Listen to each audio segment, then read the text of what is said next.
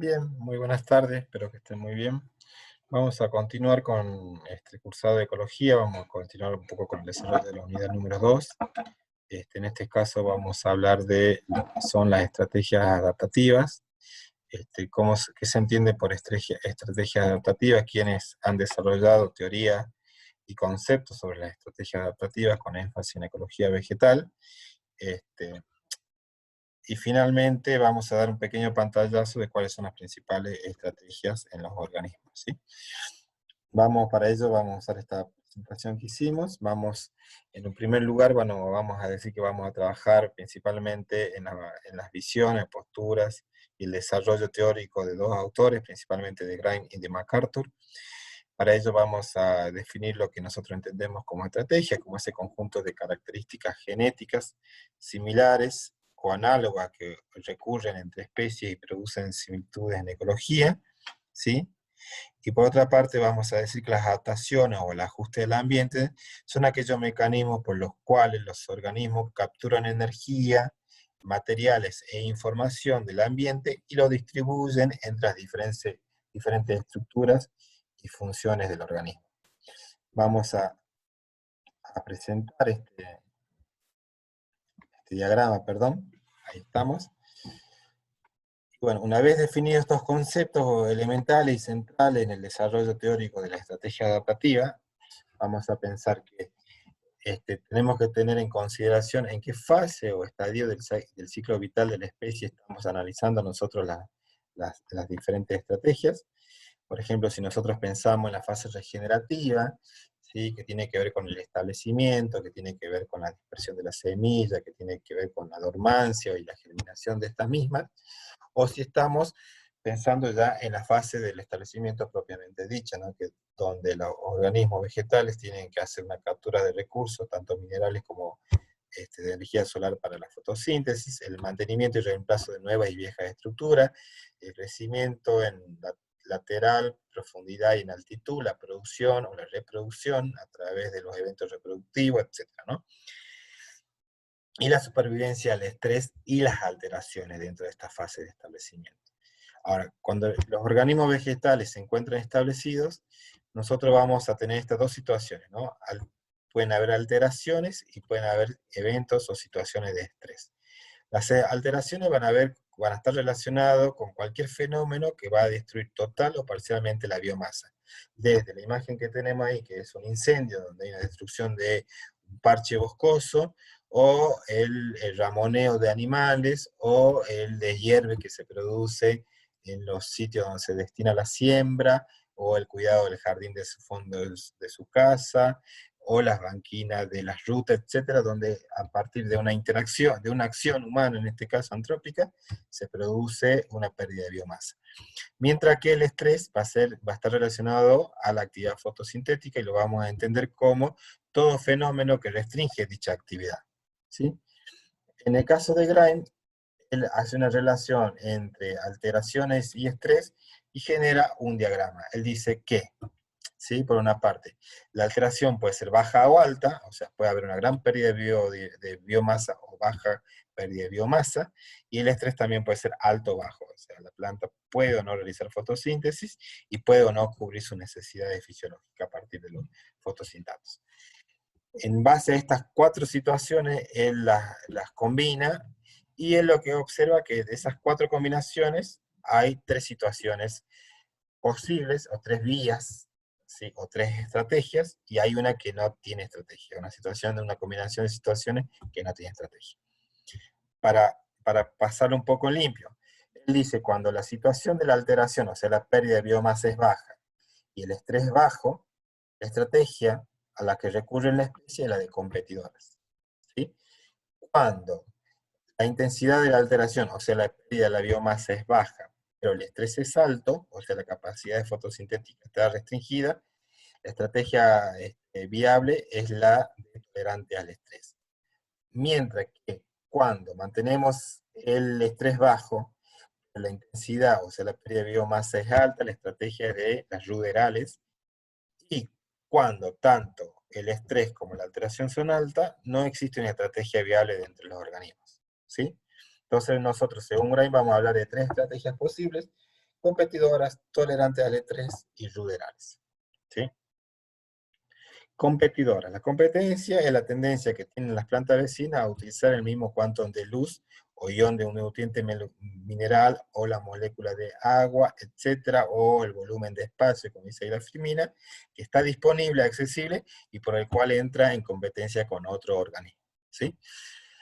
Las características de las competidoras es que, bueno, justamente tienen desde un primer momento una alta capacidad de adquisición de recursos, una maximización de la producción de la biomasa, o sea, crecen muy rápidamente, y generalmente pueden tener potencial para producir una densa copa, ¿sí? Justamente con esta estrategia de competidora, tener una distribución y un crecimiento de copa rápido para una mejor y mayor captura del recurso energético para el proceso de la fotosíntesis, lo mismo que a nivel radicular tiene un crecimiento mucho más veloz.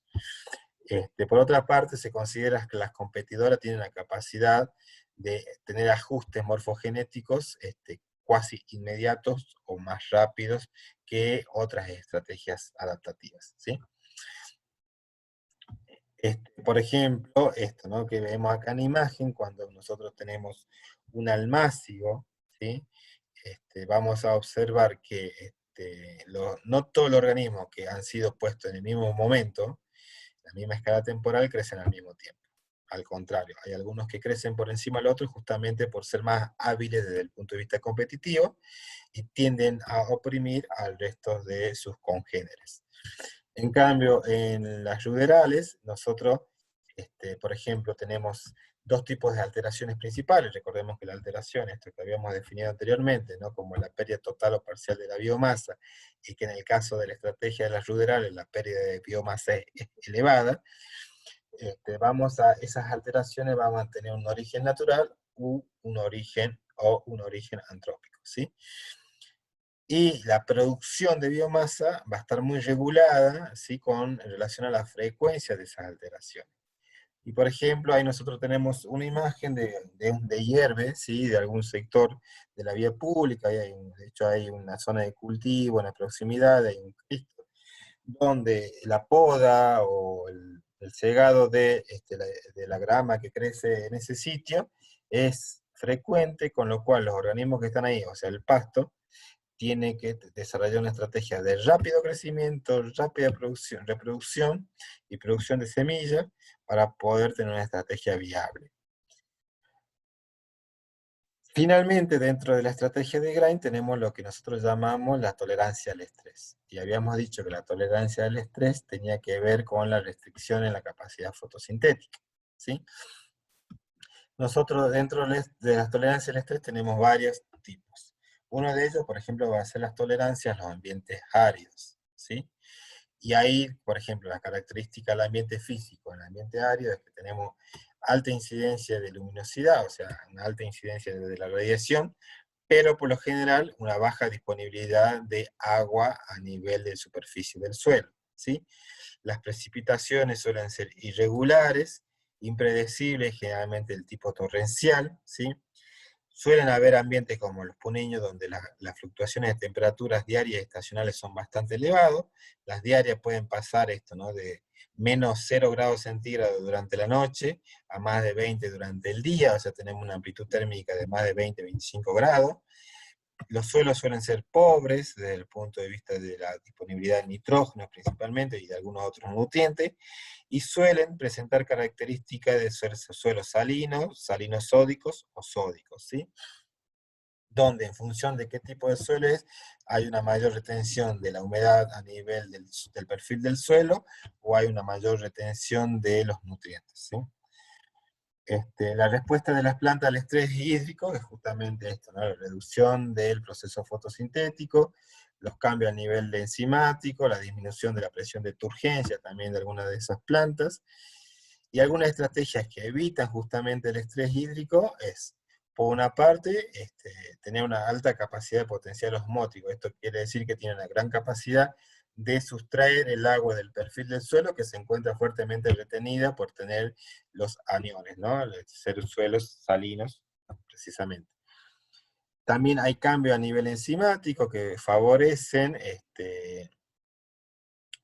digamos, la capacidad fotosintética en situaciones críticas, ¿sí? Y hay una disminución también de la presión de turgencia. Perdón, estábamos hablando de la estrategia de las plantas que están en el estrés hídrico. Decíamos altos potenciales osmóticos, decíamos que también en algunas situaciones, ustedes van a ver en el Begon, por ejemplo, y una planta en el desierto, algunas plantas en el desierto iraní e israelí, que en función de la estación del año desarrollan diferentes órganos fotosintetizantes, ¿no? Muy interesante. Lo que en algún momento en estación favorable son sus hojas como órganos fotosintetizantes, durante la estación desfavorable, donde digamos el acceso al agua es restringido, desarrollan espinas caulinares, así, o sea, del origen de la hoja, para poder desarrollar la actividad fotosintética y evitar la evapotranspiración, por ejemplo, ¿no? Bueno, es una estrategia. En ese sentido está lo relacionado a las pérdidas de hoja y de rama, a la reducción de transpiración, a la aparición de pelos, por ejemplo, a la expansión de las raíces. También hemos visto en las clases de recursos que las estrategias metabólicas que tienen las plantas, si son C3, C4 o CAM, ¿sí? Recordemos que en ambientes áridos prevalece mucho a veces la estrategia del metabolismo ácido de las crasuláceas o CAM, entre otros aspectos. Después también, así como hay ambientes áridos, hay ambientes árticos, ¿sí? Donde la frecuencia de heladas es elevada, las temperaturas son bajo cero, ¿sí? Hay una gran escasez de nutrientes, y si hay nutrientes están muy inmovilizados, ¿sí? Hay muy baja actividad microbiana, que son justamente los grandes recicladores de la naturaleza y los que le permiten a los eucariotas en general acceder a recursos. Bueno, esto, baja radiación, generalmente el sol en los hemisferios norte y sur, en los polos, es cuasi horizontal, o sea que no hay perpendicularidad de los rayos solares sobre los órganos fotosintetizantes, entre otros aspectos. En esos ambientes, la forma de vida predominante pueden ser arbustos siempre verdes, no hay una caducifolidad, justamente para lo poco que puedan captar de luminosidad puedan ser derivados en productos fotosintéticos. Justamente eso, ¿no? Son hierbas perennes también, briófitas, líquenes. Los líquenes son asociaciones, ¿no? Simbióticas, entonces hay una gran presencia de líquenes ahí. Luego pasamos a otra situación diferente, que también es este, los ambientes umbrófilos, ¿no? Aquellos umbríos, como dicen en la Firmina, ¿no? Aquellos ambientes donde el acceso a la radiación por parte de los organismos fotosintetizadores es baja, ¿sí? Y donde se deben desarrollar otras estrategias. En esos ambientes umbrófilos la producción de biomasa es mucho menor. Los fotosintatos son generalmente retenidos en órganos de almacenamiento, principalmente en los meristemos, pero también puede ser a nivel de bulbos, por ejemplo. El crecimiento de las hojas, en este caso en algunas plantas, se caracteriza por tener entrenudos muy largos y tienen hojas de gran desarrollo, en general horizontales u horizontalizadas, para poder captar mayor tener mayor probabilidad de captación de recursos provenientes de la radiación. Y la respuesta fenotípica a la sombra es más marcada justamente en las plantas que son intolerantes a la sombra, esto de justamente esperar la apertura del dosel para tener un rápido crecimiento y poder captar la energía lumínica. Y también hay tolerancias al estrés en aquellos ambientes de baja disponibilidad de nutrientes. Acá un ejemplo claro de, no sé si son gírgolas precisamente, esos hongos que aparecen allí, que crecen justamente en ambientes de bajo poder de nutricio, donde se da principalmente en aquellos sitios donde se cultiva, entre otras cosas, los hongos, ¿no? Los suelos suelen ser muy ácidos, la absorción es muy despareja a nivel de nutrientes, de calcio, de sodio y de magnesio. Bueno, también está relacionado con la solubilidad del magnesio, del hierro, del aluminio. Esto tiene que ver con la acidez de esos ambientes. Hay baja disponibilidad de fósforo, de materia orgánica.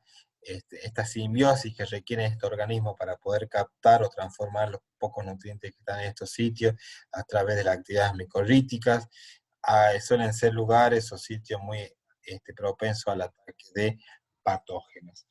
En síntesis, el panorama de Gray es que la estrategia adaptativa o las vías son tres: es competidora, tolerante al estrés y ruderales, ¿sí? Este, competidora es cuando tanto la alteración al estrés tanto que la alteración como el estrés son bajos. Las tolerantes al estrés, la alteración sigue siendo baja, pero tiene una alta incidencia en los ambientes característicos que hemos hecho mención anteriormente en relación al estrés. Y las ruderales tienen un bajo estrés, pero una alta alteración, ¿sí?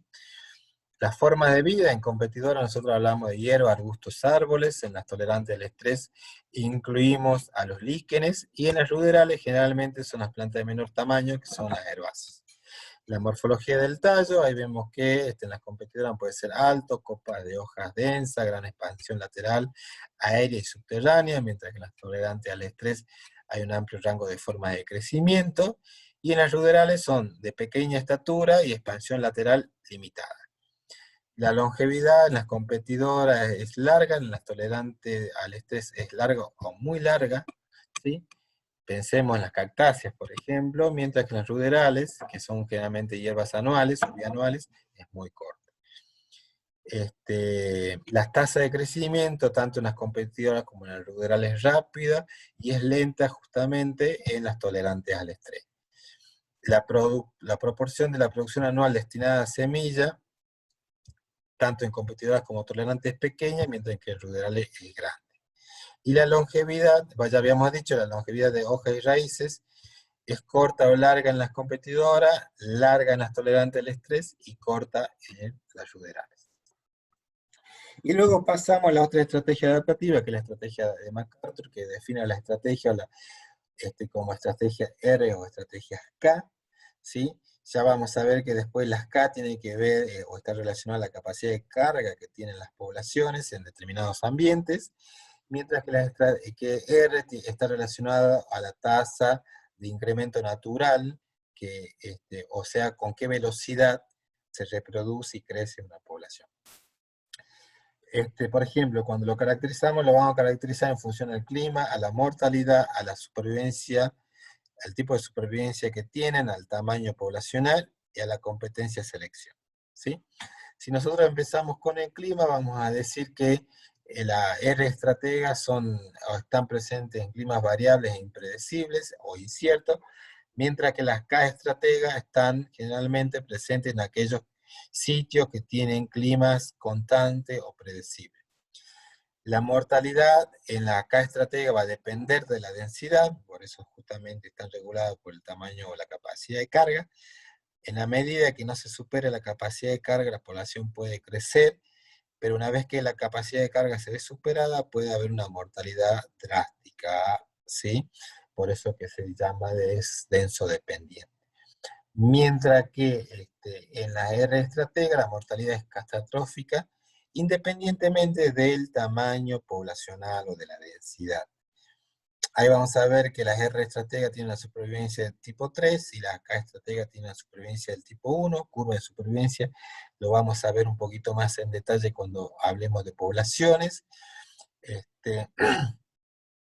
Pero nosotros podemos decir que la supervivencia del tipo 1 mantiene, o los organismos que pertenecen a esa población, o los individuos que pertenecen a la población, experimentan una mayor supervivencia en los primeros estadios, con una mortalidad acentuada hacia el final de su ciclo vital, ¿sí? Y la del tipo 3 es la inversa. Hay una gran mortalidad en los primeros estadios, y los que logran sobrevivir tienen una larga longevidad. El tamaño poblacional en la R estratega es variable, mientras que en el K estratega es constante. La competencia es baja en la R estratega y es alta justamente en la K estratega. Y tienen, por ejemplo, la R estrategas suelen ser de menor tamaño corporal, mientras que las K estrategas suelen ser organismos de un mayor tamaño corporal. Siguiendo con la estrategia R y K, nosotros vamos a decir que la R estratega tiene una tasa elevada de crecimiento por individuo per cápita, pero pocos son los que llegan justamente a la adultez, que tiene que ver justamente con ese gráfico de la supervivencia del tipo 3. Mientras que el gráfico de supervivencia tipo 1, vamos a ver cuando empecemos a ver tabla de vida, que tiene que ver con poblaciones, tiene un crecimiento poblacional mucho más lento, o sea, crece más lentamente, se reproduce en menor medida, pero tienen justamente una mayor supervivencia en los primeros estadios y una mayor mortalidad hacia el final. Las R estrategas tienen una alta habilidad competitiva, ¿sí?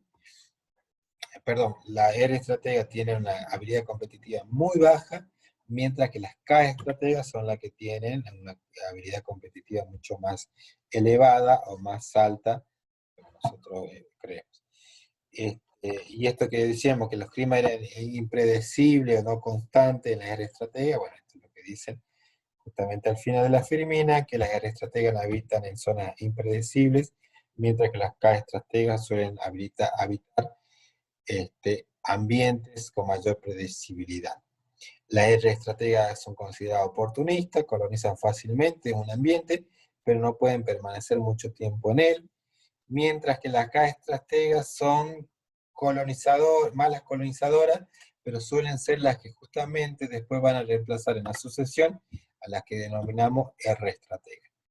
Nuevamente, el ciclo de vida corto es para las R estrategas, habíamos dicho eso. El ciclo de vida para las K estrategas es mucho más largo.